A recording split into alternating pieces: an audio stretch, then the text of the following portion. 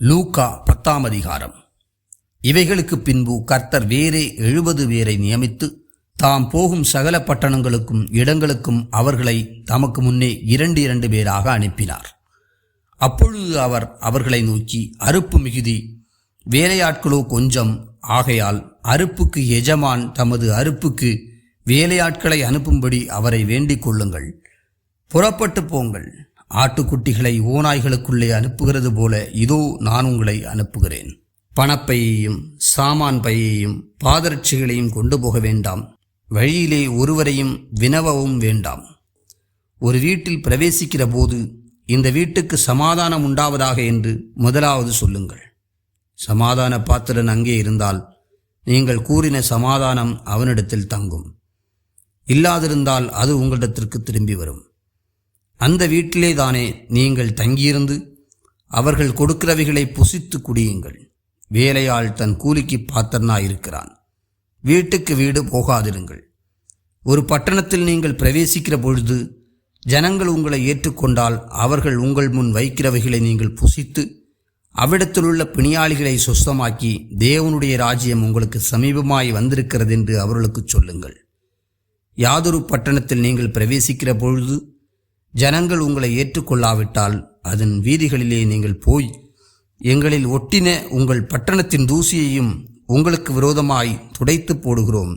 ஆயினும் தேவனுடைய ராஜ்யம் உங்களுக்கு சமீபமாய் வந்திருக்கிறதென்பதை அறிந்து கொள்வீர்களாக என்று சொல்லுங்கள். அந்த பட்டணத்துக்கு நேரிடுவதை பார்க்கிலும் அந்த நாளிலே சோதோம் நாட்டிற்கு நேரிடுவது லகுவாயிருக்கும் என்று உங்களுக்கு சொல்லுகிறேன். கோராசின் பட்டணமே உனக்கு ஐயோ! பெத்சாயிதா பட்டணமே உனக்கு ஐயோ! உங்களில் செய்யப்பட்ட பலத்த செய்கைகள் தீருவிலும் சீதோனிலும் செய்யப்பட்டிருந்ததானால் அப்பொழுதே இரட்டுடுத்தி சாம்பலில் உட்கார்ந்து மனந்திரும்பியிருப்பார்கள். நியாய தீர்ப்பு நாளில் உங்களுக்கு நேரிடுவதை பார்க்கிலும் தீருவுக்கும் சீதோனுக்கும் நேரிடுவது லகுவாயிருக்கும். வானபரியந்தம் உயர்த்தப்பட்ட கப்பர்நகூமே, நீ பாதாள பரியந்தம் தாழ்த்தப்படுவாய் என்று சொல்லி சீசரை நோக்கி, உங்களுக்கு செவி கொடுக்கிறவன் எனக்கு செவி கொடுக்கிறான். உங்களை அசட்டை பண்ணுகிறவன் என்னை அசட்டை பண்ணுகிறான். என்னை அசட்டை பண்ணுகிறவன் என்னை அனுப்பினவரை அசட்டை பண்ணுகிறான் என்றார். பின்பு அந்த 70 பேரும் சந்தோஷத்தோடு திரும்பி வந்து, ஆண்டவரே, உம்முடைய நாமத்தினாலே பிசாசுகளும் எங்களுக்கு கீழ்ப்படுகிறது என்றார்கள். அவர்களை அவர் நோக்கி, சாத்தான் மின்னலைப் போல வானத்திலிருந்து விழுகிறதை கண்டேன். இதோ, சர்ப்பங்களையும் தேள்களையும் மிதிக்கவும் சத்துருவினுடைய சகல வல்லமையையும் மேற்கொள்ளும் உங்களுக்கு அதிகாரம் கொடுக்கிறேன். ஒன்றும் உங்களை சேதப்படுத்த மாட்டாது. ஆகிலும் ஆவிகள் உங்களுக்கு கீழ்ப்படுகிறதற்காக நீங்கள் சந்தோஷப்படாமல் உங்கள் நாமங்கள் பரலோகத்தில் எழுதியிருக்கிறதற்காக சந்தோஷப்படுங்கள் என்றார். அந்த வேளையில் இயேசு ஆவியிலே களிகூர்ந்து, பிதாவே, வானத்துக்கும் பூமிக்கும் ஆண்டவரே, இவைகளை நீர் ஞானிகளுக்கும் கல்விமான்களுக்கும் மறைத்து பாலகருக்கு வெளிப்படுத்தினபடி ஆளுமை ஸ்தோத்தரிக்கிறேன். ஆம் பிதாவே, இப்படி செய்வது உம்முடைய திருவுளத்துக்கு பிரியமாயிருந்தது. சகலமும் என் பிதாவினால் எனக்கு ஒப்பு கொடுக்கப்பட்டிருக்கிறது. பிதா தவிர வேறொருவனும் குமாரன் இன்னார் என்று அறியான். குமாரன் அவரை எவருக்கு வெளிப்படுத்த சித்தமாயிருக்கிறாரோ அவனும் தவிர வேறொருவனும் பிதா இன்னார் என்று அறியான் என்றார்.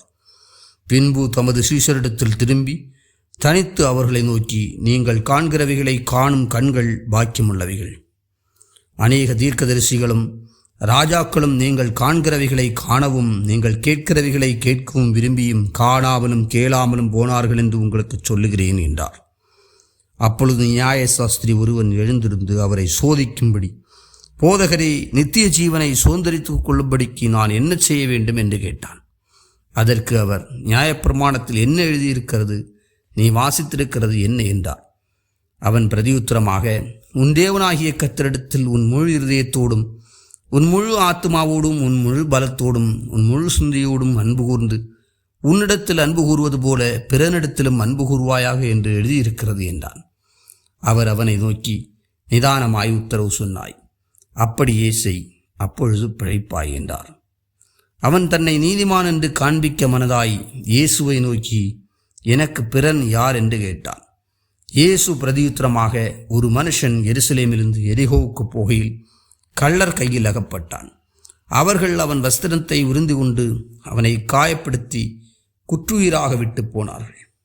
அப்பொழுது தற்செயலாய் ஒரு ஆசாரியன் அந்த வழியே வந்து அவனை கண்டு பக்கமாய் விலகிப் போனான். அந்தபடியே ஒரு லேவியனும் அந்த இடத்துக்கு வந்து அவனை கண்டு பக்கமாய் விலகிப் போனான். பின்பு சமாரியன் ஒருவன் பிரயாணமாய் வருகையில் அவனை கண்டு மனதுருகி கிட்ட வந்து அவனுடைய காயங்களில் எண்ணெயும் திராட்சரசமும் வார்த்து காயங்களை கட்டி அவனை தன் சுய வாகனத்தின் மேல் ஏற்றி சத்திரத்துக்கு கொண்டு போய் அவனை பராமரித்தான். மறுநாளிலே தான் புறப்படும்போது 2 பணத்தை எடுத்து சத்திரத்தான் கையில் கொடுத்து, நீ இவனை விசாரித்துக்கொள், அதிகமாய் ஏதாயிலும் இவனுக்காக செலவழித்தால் நான் திரும்பி வரும்போது அதை உனக்கு தருவேன் என்றான். இப்படி இருக்க கள்ளர் கையில் அகப்பட்டவனுக்கு இந்த 3 பேரில் எவன் பிறனாயிருந்தான்? உனக்கு எப்படி தோன்றுகிறது என்றார். அதற்கு அவன், அவனுக்கு இரக்கம் செய்தவனே என்றான். அப்பொழுது இயேசு அவனை நோக்கி, நீயும் போய் அந்தபடியே செய் என்றார். பின்பு அவர்கள் பிரயாணமாய் போகையில் அவர் ஒரு கிராமத்தில் பிரவேசித்தார். அங்கே மார்த்தாள் என்னும் பெயர் கொண்ட ஒரு ஸ்திரீ அவரை தன் வீட்டிலே ஏற்றுக்கொண்டாள். அவளுக்கு மரியாள் எண்ணப்பட்ட ஒரு சகோதரி இருந்தாள்.